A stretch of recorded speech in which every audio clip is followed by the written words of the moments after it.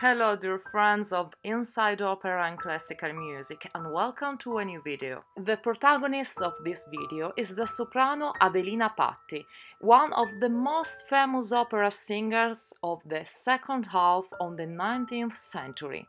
But before, subscribe to the channel if you haven't already. What are you waiting for? It's free, so you help the channel grow and make it know more and more to music lovers.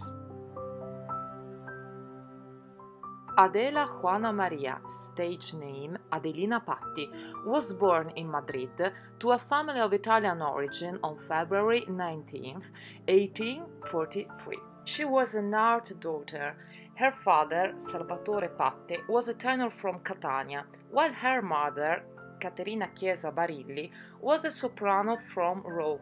Adelina was born in Madrid precisely because her mother was outside Italy for work to sing in the Marino Faliero. A legend tells that Adelina was born during a performance of Norma, but we know that in reality it is only a legend, and it is not true. This legend was probably created to emphasize the fact that Adelina was really born for the opera. Her mother married the tenor from Catania, with whom she had 3 children, including Adelina, in second marriage, since she was widowed by the organist, composer and singing teacher Francesco Barilli, with whom she had 4 children, all opera singers. Adelina was therefore the 3rd child of a second marriage, with 2 sisters older than her, and also opera singers. I mean, more opera singers family than that. In December 1846, the family moved from Italy to New York due to the work needs of her father, who was employed as a tenor at the Palmos Opera House. Both parents worked later at the Astor Opera House. Adelina Patti, in addition to her vocal skills, must have had an excellent musical ear since childhood. In fact, it is said that in 1848, at only 5 years old, following her parents to work, she performed in front of the composer Luigi Arditi, singing the aria from Amina in La Sonnambula. When she was only 7 years old, she heard a concert by the Swedish soprano Jenny Lind, and when she returned home, she started to sing all the arias she had heard at the concert, and it seems she did it perfectly. And how could it be otherwise? Aside from the fact that some of their brothers and sisters were opera singers, and some of them also had a good career, let's not forget that both parents were opera singers too, and Adelina followed them constantly in their performances. She was there at every opera performance of her mother. Can you imagine how much music she had always listened to? Parents, brothers and sisters, while they were studying, all the concerts, operas, an impressive amount of music. In fact, Adelina said that when she was a child, there were nights, those after the performances, that after being put to bed, she sneaked out of that bed and in the weak light of a lamp she experienced all the scenic movements she had seen during the show. A cloak and an old father's hat and mother's feathers were all the props she had to play with. So, with the wings of fantasy, she was already an opera diva.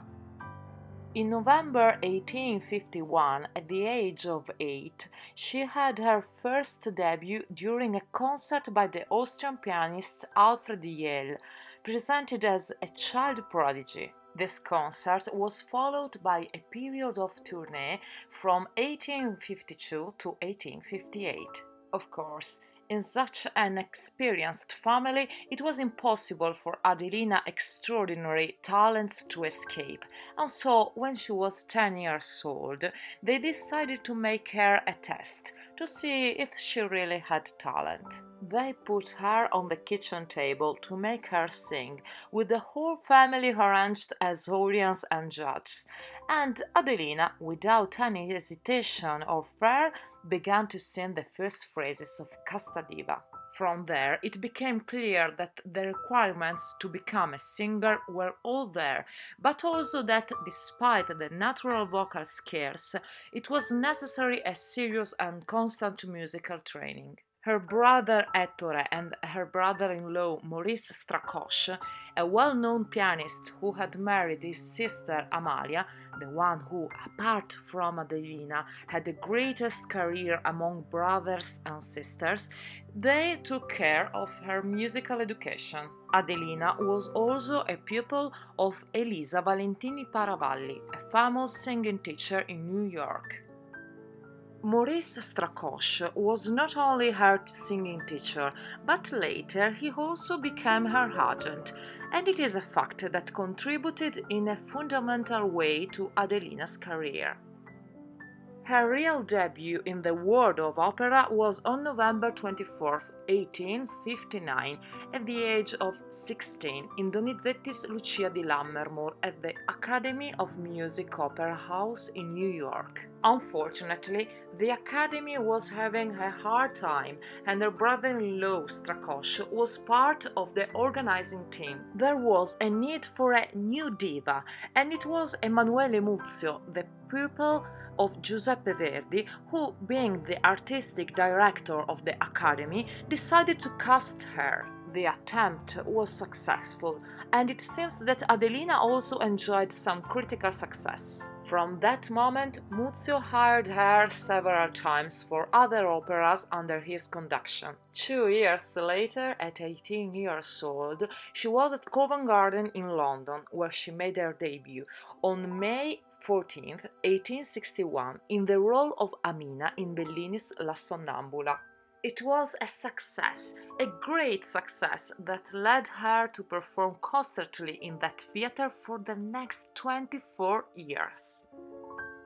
This London debut opened the doors to her of the greatest opera houses in Europe: Germany, the Netherlands, Belgium, France, and also in Italy, where she performed in the 1865-1866 season at the Teatro Regio in Turin as Amina in La Sonnambula, and also in the role of Rosina in Il Barbiere di Siviglia. In 1862, she sang at the White House in the presence of Abraham Lincoln and his wife, and we know she sang Home Sweet Home, a romance that became one of her usual encores of her concerts. In the same year, she sang La Traviata in the presence of Giuseppe Verdi, who called her wonderful and affectionately nicknamed her My Beautiful Little Devil. In 1868, she sang at the funeral of Gioacchino Rossini at the Church of the Trinité in Paris. She performed some parts of the Stabat Mater of Rossini. Her remarkable vocal and scenic qualities soon led her to become one of the most famous opera singers of her time, leading her to travel from Europe to Russia, from the United States to South America.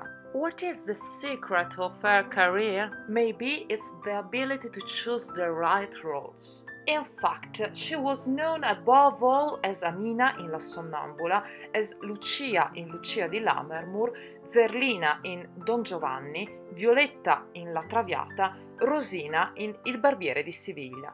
These roles were her favorites, the ones she never abandoned, to which she then approached others like Juliette in Romeo and Juliet and Marguerite in Gounod's Faust. And especially in this last opera, Gounod himself considered her one of the best singers in this role.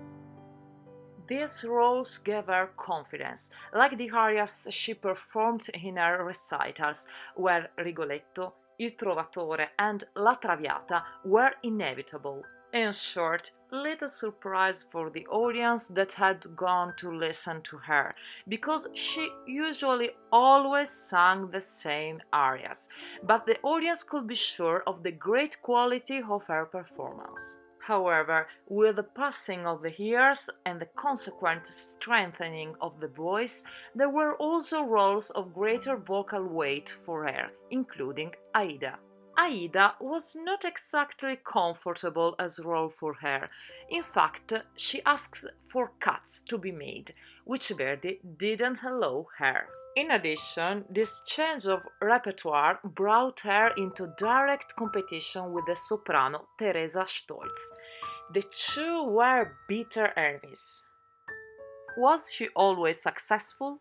No, she also picked up a few small failures, and it was in 1885 when she decided to debut in the role of Carmen at London's Covent Garden. She was 42 years old, so we are talking about a singer with a remarkable career already, but her debut didn't go well. Apart from that and a few other small things, she had a long and happy career. Her last concert dates back to October 20, 1914 for the Red Cross. She was 71 years old. She died in her castle on September 27, 1919, at the age of 76. The first great love of her life was José Rios, met during her first Caribbean tour, but during the period in which she began to attend the Parisian social circles, the relationship ended. On July 29, 1869, she married Henri Roger du Causac, Marquis du Caux, in England. He was a squire of Napoleon III.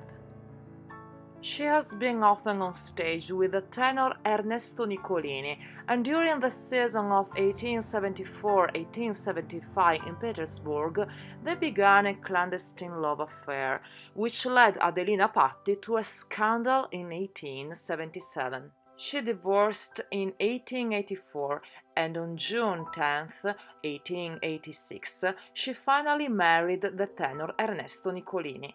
Unfortunately, Nicolini died in 1898, and a year later Adelina, 56 years old, married Baron Olof Rudolf Söderström, who was about half her age. Adelina Patti was a light lyric soprano. The main feature of her was the beauty of her timbre, a clear voice, rich in harmonics, a remarkable extension and ease of agility. She also had a great command of sound modulation, with sudden passages from fortissimo to pianissimo. She was not a voice of great power, but she had stage skills and a childish presence that amply compensated. And then, let's face it, the first thing we think about an interpreter of this repertoire is not the vocal power. Giuseppe Verdi defined her: wonderful voice, pure singing style, wonderful actress with a charm and a natural that no one has. And she, wisely, knew very well what her repertoire was, and there she reigned absolute. Even today we can listen to the voice of this wonderful artist, even here on YouTube, but first of all I find it necessary to make a premise.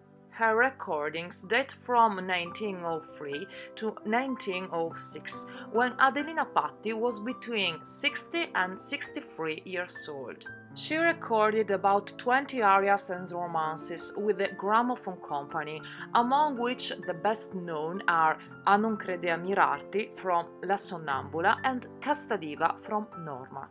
We have to consider her age, which for a soprano, especially of her type, is not a detail, and then we have to consider the recording quality of the time, which could not record the entire range of harmonics of the voice of this extraordinary singer. So, without having today's audio quality claims, you can certainly appreciate an elegant vocal line, variations which she often used and for which she was also famous, and a taste that today we define old, but that has all the nobility of legato and elegance of the 19th century taste.